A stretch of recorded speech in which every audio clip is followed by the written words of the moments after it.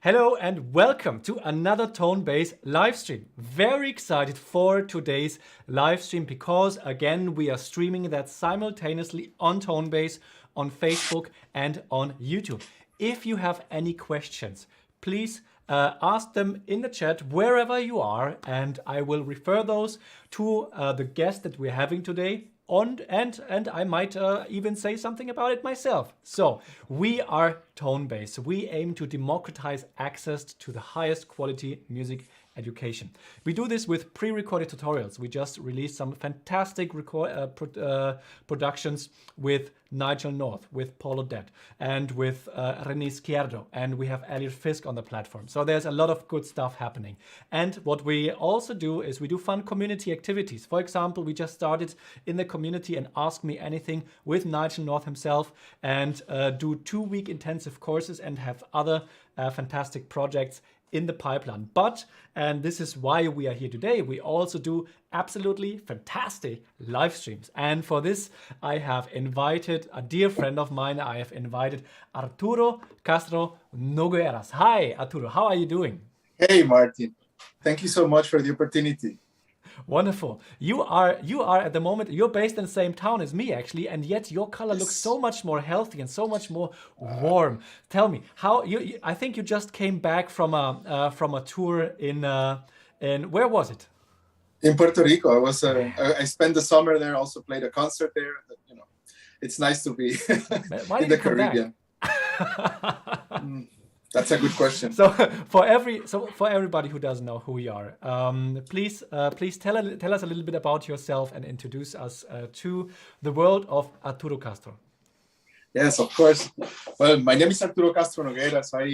I have a heritage of Cuban, Mexican, and Puerto Rican roots. I've lived almost all my life in Puerto Rico. I studied there my bachelor's degree, and then I came here to study, like Martin, with Joaquin Clerch in Düsseldorf.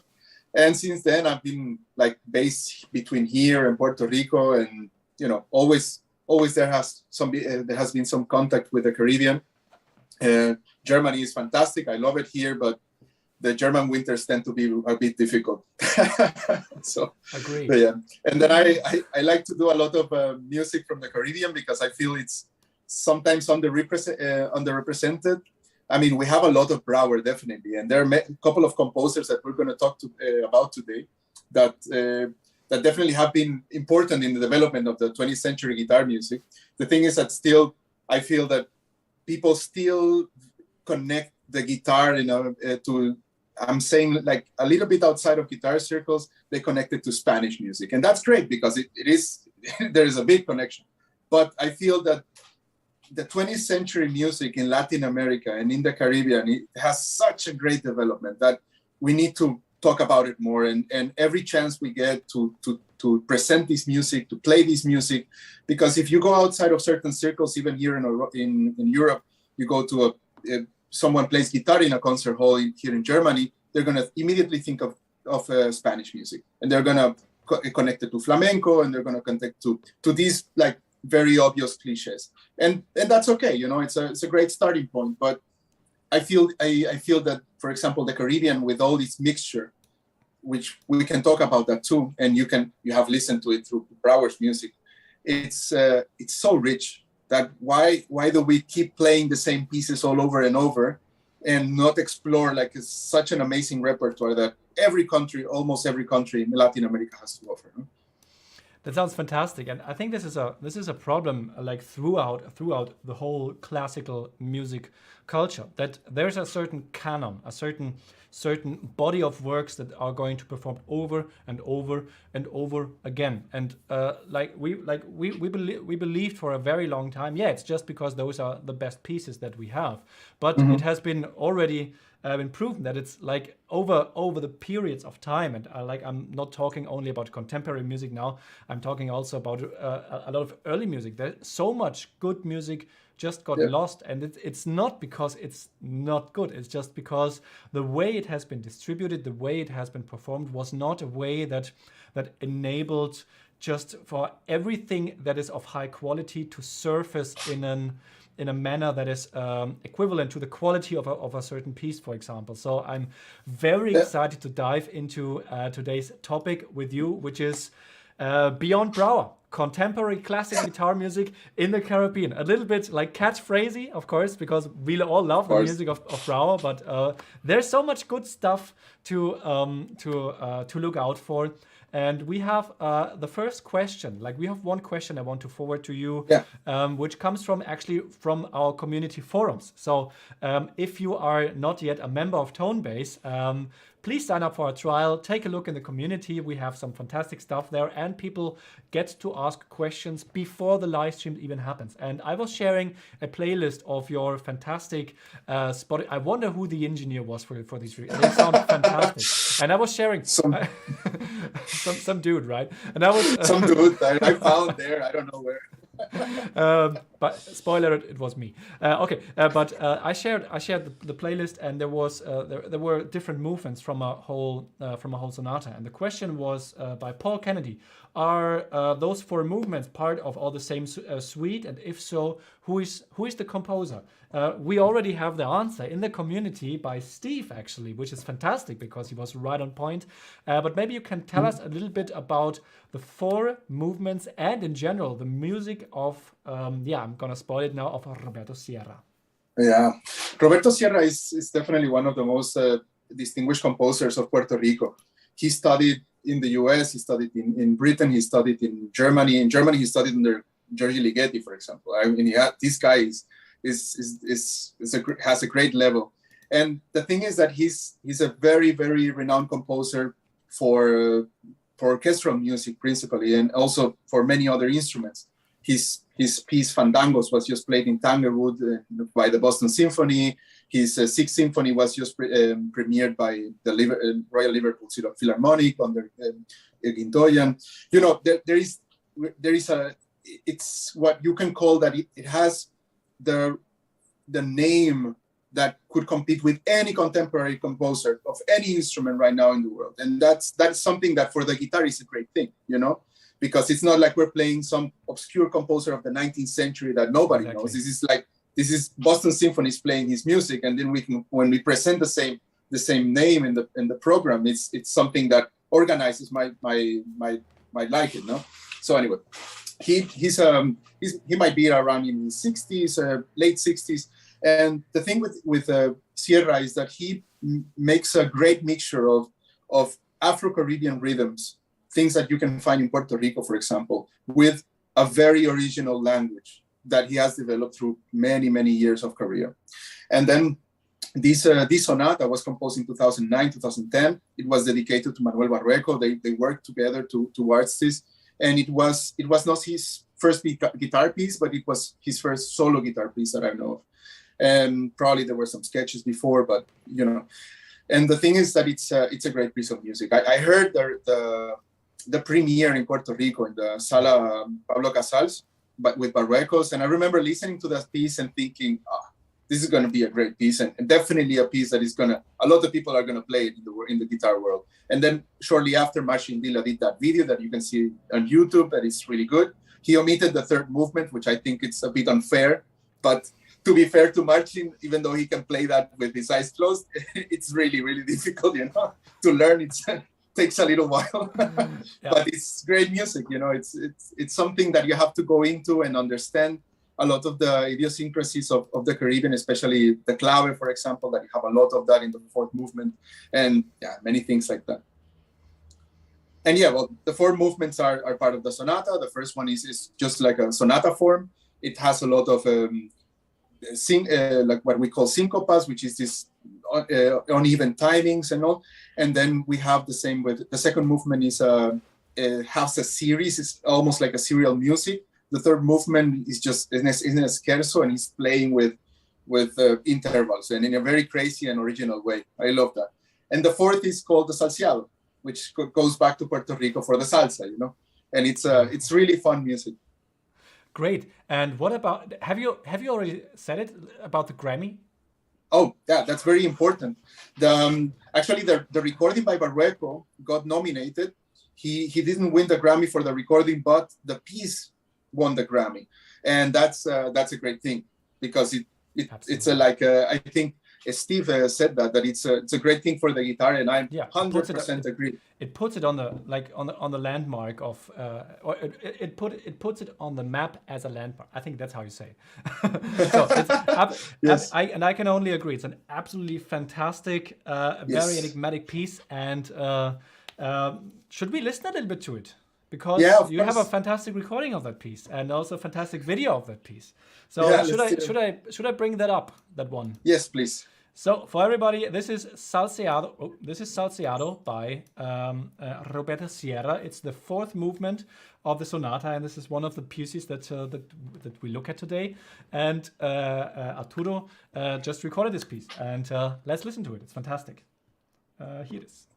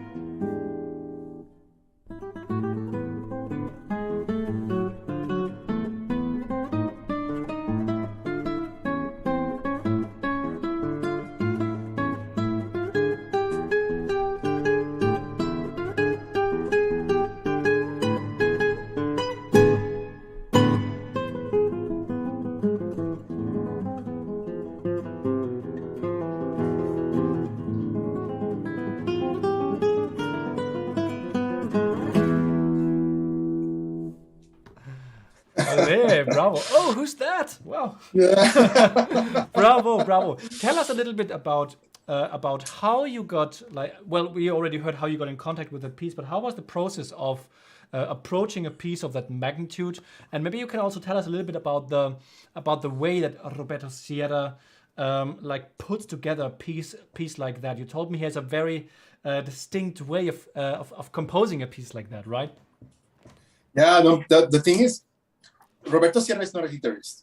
So his knowledge from the guitar, of course, he's heard the guitar his whole life. He comes from Puerto Rico, but it comes from trying to get a specific sound out of it. And that is something I love about that piece, that it's not, look how difficult this can be, because it's very cerebral, because it has many voices inside, which tends to be, for example, something that Joaquin does, incredibly well, of course, but if you hear his music, that we can maybe listen to it a little bit later, is that there's a lot of voices happening at the same time.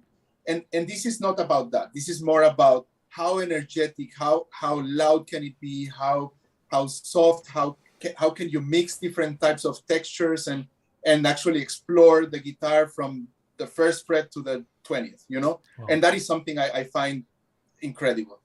And then the third movement is one of the ones I find the most interesting of how it's composed. All the intervals are they're going in a way like chromatic, like for example 8, 7, 6, 5, 4, 3, 2, 1, and then not 1 but 2, and then continues to go and open and close, and it's just something that the guitar world, I haven't seen that a lot, So it's that was really nice. And the reason I chose this piece was after when I was preparing my concert examen, which is like the last thing you can do in music here in Germany, was Joaquin told me, like, you have to play that. It's like I play one of the hardest pieces there are. Just do it. Yes. We talked about we needed a big sonata for our exam, no? And I was thinking of doing one of the most classic.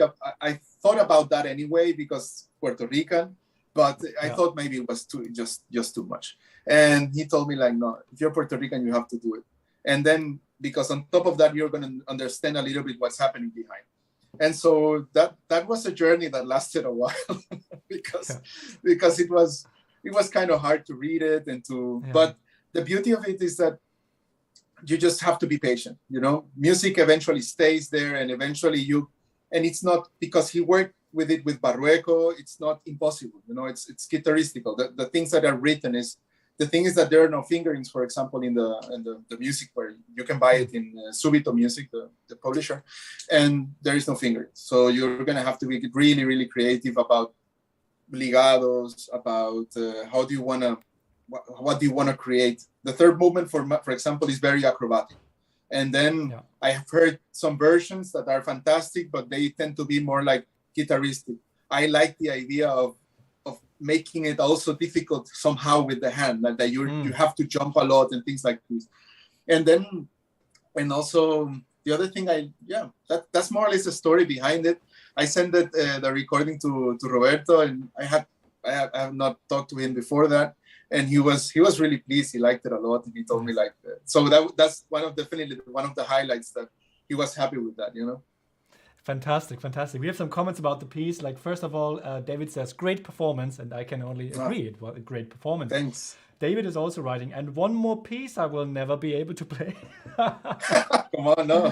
It's not like that. It's a tough one, but it's definitely worth putting your fingers onto the piece and see what it's doing with your hand, because it's something.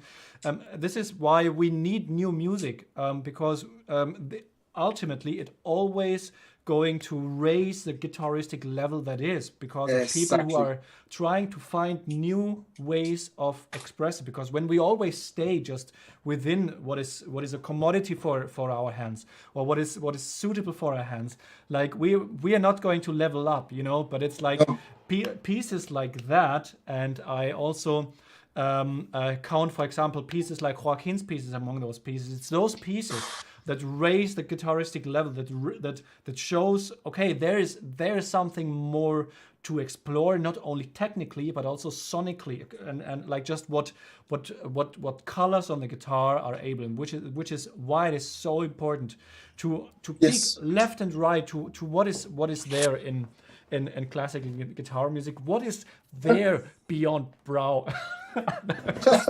Yeah, look, something I want to say is that I'm working with Roberto Sierra right now and on the revision of his Danzas Concertantes. This is a new piece.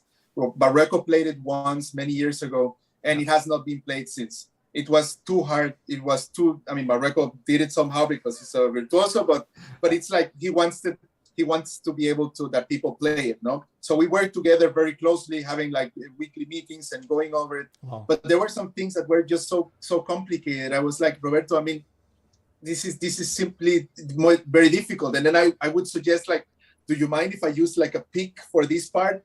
Thinking like it was gonna be like, no, of course not. And he was like, yeah, of course, use a pick because it sounds more like this and this. Wow. And you know, it's always about bringing it forward. He said to me, like, I don't want it to be easy because the whole point is also that it's challenging for the performer and it brings the instrument higher and you have to solve problems. But that's the thing that history is music is full with that. When Tchaikovsky did his concerto, the violinists of the time said like, this is not possible. Brahms had the same problem. Rachmaninoff, the third concerto by Rachmaninoff had exactly the same issue.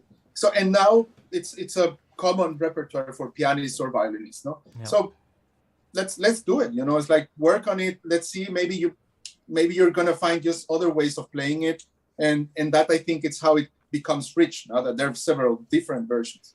I have a question for you, which you partially already like answered. But when performing a piece like that, like there's a difference of hearing that it is a difficult piece and hearing that the performer is struggling with it. So what are we like? What's for you? What's the difference there? It's more of a technical question, but maybe we can find some deeper truth talking about this question. Oof. I mean, at the end, what we all want is that to be able to look like when Steve Vai is playing super fast, that he looks like he's lying on a beach with a caipirinha, you know, but he's just playing. Yeah. It's like that is probably like the goal somehow, no? But sometimes it's just not possible. And you can see it.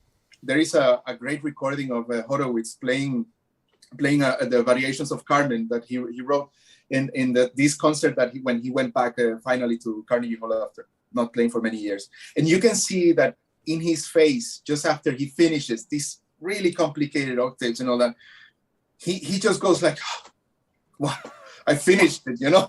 Yeah. And it's Horowitz, you know? Yeah. So, but yeah, I think that you have to find a level, and I don't think it's a problem if you're like, it's visually that it's difficult. That's also very good, you know. Yeah. Barenboim said once to Lang Lang in a masterclass. You can see it in these masterclasses about Beethoven. That Lang Lang was playing it like it's super easy, you know. He has great technical abilities, and Barenboim was saying like, look, this is technically difficult, and for Beethoven, it's written that it is in a way that you have to struggle a little bit. It's not like you have to. It doesn't have to be in the sound or anything. It's just like you cannot just play like it's nothing. You know, this is really difficult. And I think that there is a mixture between these two things. True, and that's what I was actually aiming at. So because there's, you don't really want to see like someone is really struggling that you're not up to the level of a piece, but you want to see the fight. We want to see the gladiator between the musician and the piece. Yes.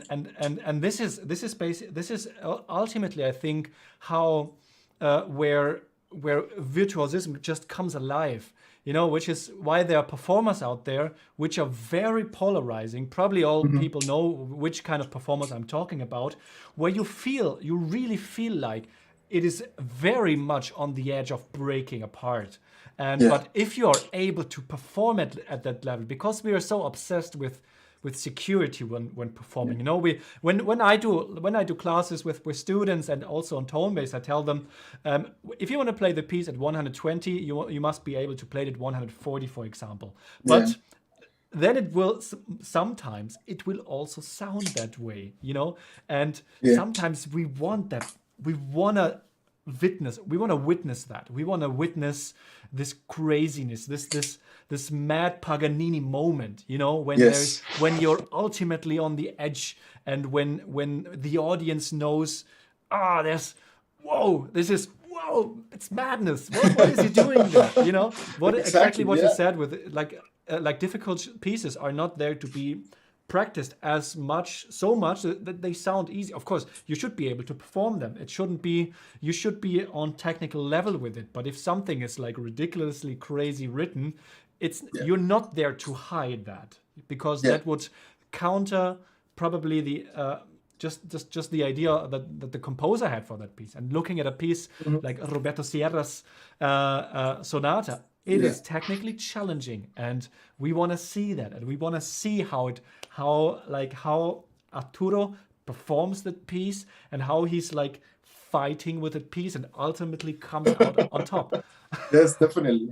You did. It's a fantastic piece, and you managed beautifully, and it's like it's a fantastic piece of art that is now out there, and I'm happy with it. But what else do we have in store for our viewers? I want to talk about another Puerto Rican composer that I think he's watching us, and his name is Alberto Rodriguez Ortiz.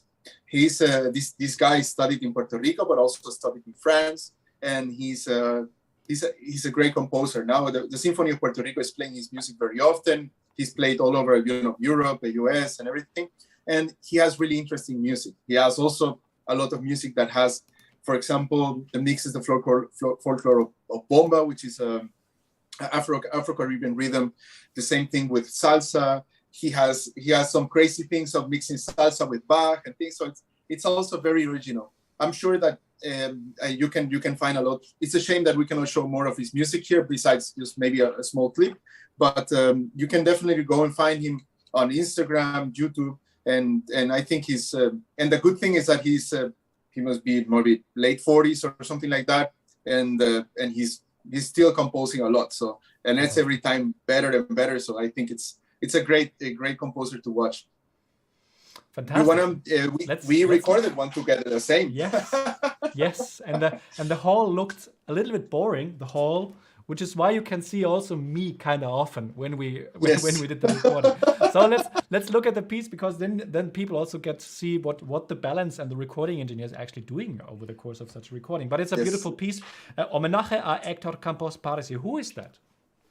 Héctor Campos Parisi is a very important Puerto Rican composer. He was also a professor, and he has a great, for example, sonata for piano that you can find also on Spotify. And this is an homage to him. No, it's a play with the word Héctor, but also it has the second movement of the sonata. There's a quote in it, which I think in my opinion is the best movement of that sonata, and it's such a beautiful thing. And this piece, I think, plays very well with very more like a mysterious beginning that has this more space in between, and then it goes into this more almost like stormy thing, almost like it's just how do you call it, semicorcheas, sextant note. 16th note. 16th notes. Yeah. Thank you. And then it just goes over like a moto perpetuo almost, and then you'll feel this, that I think is part of what he wanted to express through that. Probably was also the character of the composer. No? Wonderful. Let's start from the beginning and see how long we will. Maybe not the whole thing, but let's definitely watch a bit of it. All right? Sure. Wonderful.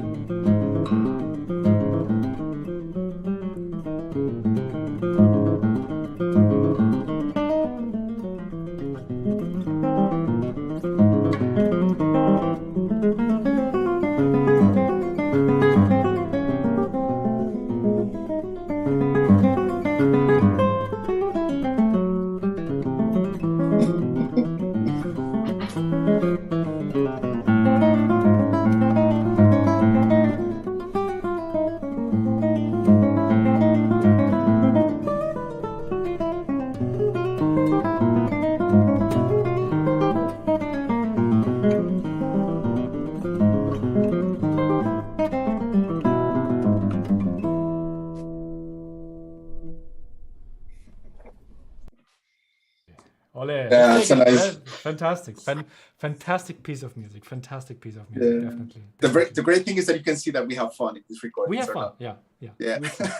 Even it's like, of course, very serious, modern, creative piece, but it's also fun. It's always great because I'm getting philosophical, but music brings people together, no matter what kind of music it is. Yeah. And this is and we had great fun recording this piece. I remember that day very very vividly, and it has been fantastic. And you introduced me to this wonderful composer, which I think it's incredible piece. Steve is also saying, "Oh, he's making it look too easy. You're making it look too easy, Arturo."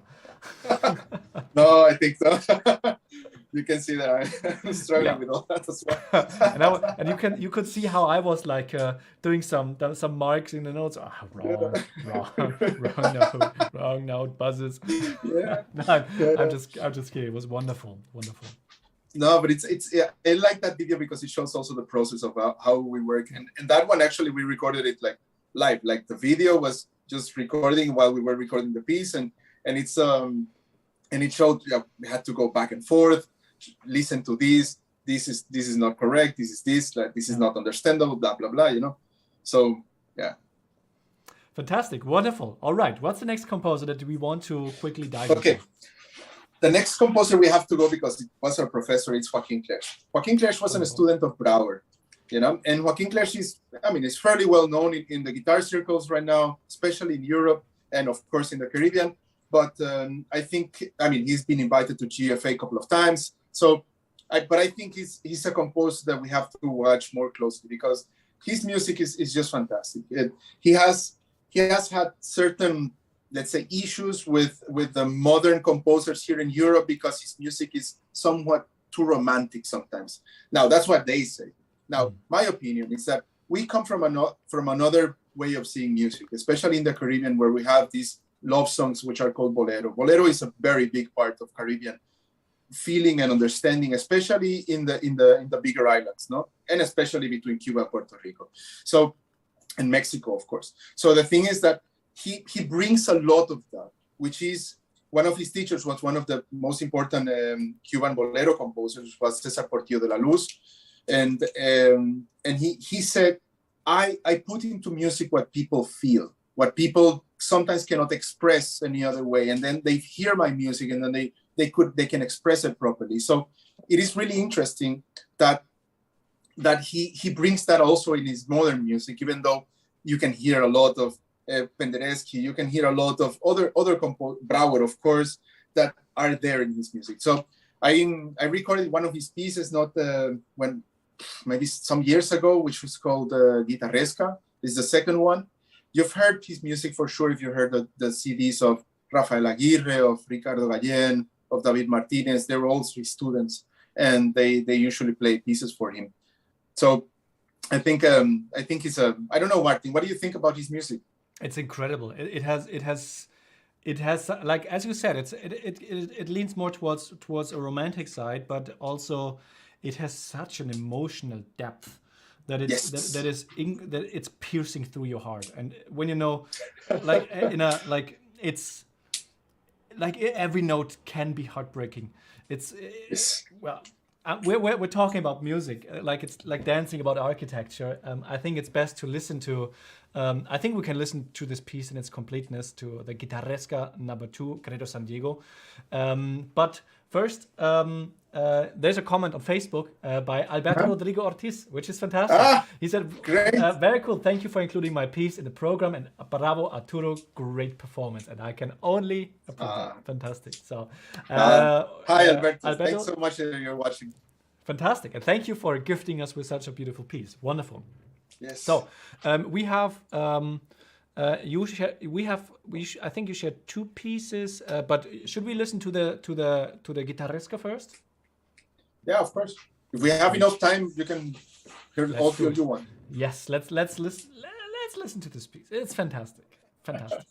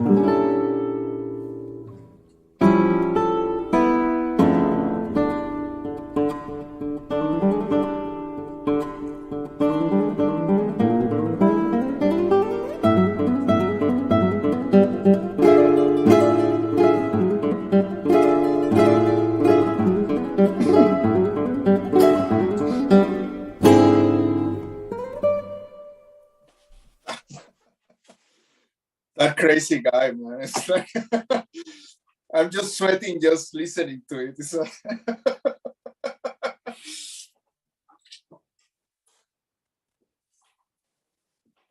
yeah.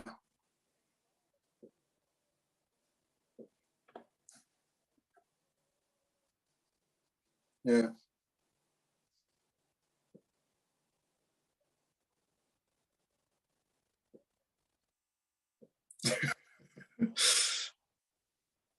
No, I mean, you have to be patient and believe that you want to do it. It's like I don't know if you like to read. Sometimes you take up a book, even though it's a bit complicated, and if you like what it's telling you, that book, then you read it, and then it doesn't matter if you need to have a bit more time or calm, and sometimes it just doesn't speak to you. And then I think these pieces, for me, they say so much, but I mean, it has to be very personal, no? Yeah, I'm just going to repeat what I was saying because I was still on mute on the stream because like people didn't hear me. But what I was saying is this is one of the pieces that's really raising the bar because there's technically going on so much like only these passages like where you're constantly doing something and then these ridiculous chords up in the high where it's just like the pure joy of the sonority of the guitar. And this just speaks so much of this composer Joaquin. Like there's like, if you know Joaquin, he's this massive guy, you know, comes up, walks around the university like that, and he grabs the guitar. It's just like this tiny thing in his hand, but he makes it resonate. He makes it vibrate, and you can just like we have these exercises where Joaquin is demonstrating us like on our like I'm here playing a chord, and Joaquin comes here with his massive hand, and he plays a note, and I'm just trying like how can you do this to my guitar? That sound that I just heard, like it's the same instrument, but he has this will and this power to go into that with a love that has been catered over decades towards the sound and the sonority of the guitar and the exploration of the guitar. And this is what especially is important for those Guitaresca, because it's the second he also recorded the first one. I just want to take a chance. I'm going to show another recording. I'm going to show a recording of mine where I play one of those pieces which are a little bit more accessible from his Preludes de Primavera. Those are beautiful. The most famous one is El Adios. I haven't recorded that one. I have actually recorded one which is a little bit more of a miniature. It's called the Homage a Tchaikovsky, which is a beautiful one. Oh, that's beautiful. Let me search that real quick. And it is here. Yes. One of my. This was pre tonebase when I haven't worked at tonebase yet. But let's listen to it. It's a beauty.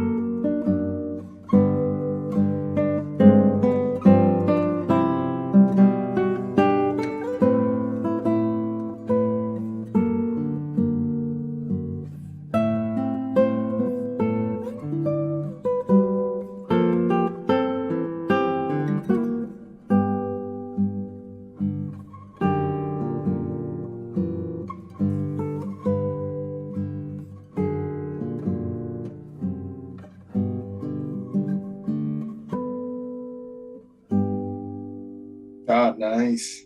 Well played. Yeah. Thank you, man. I forgot about the cringy text that I put onto this recording. But it's a beautiful, and it's taken from the Preludes to Primavera. For example, Andrea Gonzalez, another colleague of us who also studied, she recorded all the Preludes to Primavera with Joaquin, by Joaquin, and those are beautiful pieces, and they are very accessible, and they already have the core that I was explaining about the music of Joaquin, and there's a lot to learn from for all kinds of levels. The Guitarescas, they are a tough challenge, definitely. But if you wanna dip your toes into the music by Joaquin, definitely the Preludes. Yeah, the Preludes are definitely worth checking out. And if you want to go to the roots of Joaquin, there are also some beautiful pieces by Fariñas where you can hear already a lot of the sonority that Joaquin developed over the years. And we have a question that I would like to forward you. First I'm going to ask Steve's question. That was about the Guitaresca, and the question is: can you comment on the meter of that piece? Like, what's the main meter of? Like, I know there are gazillion different kinds of, but it changes a lot. I don't remember the first one. I think it was 9/8, if I'm not mistaken. Yeah, it's something like that. I have it there. I can just go and check it out real quick. Go and check it. Go and check it, and I will just do a little ad segment here. So this is tone.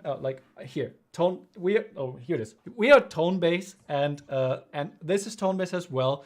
And we do not only one of these streams from time to time. We do three at the moment. We do 3 of these per week on each platform. We're not only available for classic guitar, we're also available for piano, and now we just launched a violin as well. So you have probably seen some videos, some pre-recorded tutorials that we've already put out on our YouTube channels. But I just want to highlight that we do these wonderful live streams with wonderful artists like Arturo Castro Nogueras, who is our guest today. And as I said, we do these multiple times a week, and these are an incredible chance for our viewers to actively interact with the people that we bring onto the show, and with me as well. And I enjoy this a lot. And here is Arturo again. So Arturo, yes. Tell us the 9/8 is the part of the yeah. You can see it here where it starts. 9/8, and then you have the you had the coming up, no? And then here's the beginning. It's 8/8.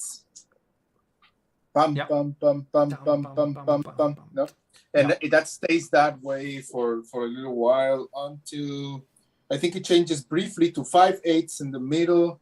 Here in the first page, you can see there is a change to 5/8, and then it goes back to 8/8. Yeah, and then 7/8, and then 7/8, and it's like constantly like this. It's 8 and then 7. Yeah, exactly.